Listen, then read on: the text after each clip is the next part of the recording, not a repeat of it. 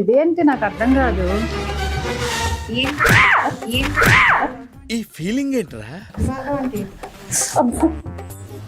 తిడతారేంటి sir మీరు?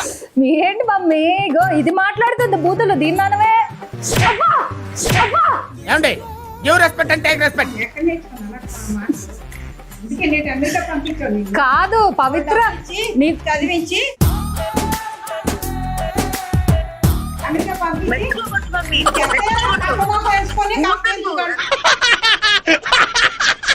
కాదు నీకు విషయం చెప్పనా, నేను ఇంకా అన్నాను పవిత్ర అయితే చేస్తాను అంటుంది.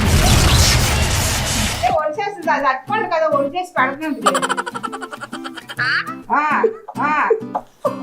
నీది నీ ఎలాగ తిరిగా నేను పాడైపోయింది. అది నాకు గోల్డ్ నేర్పించింది.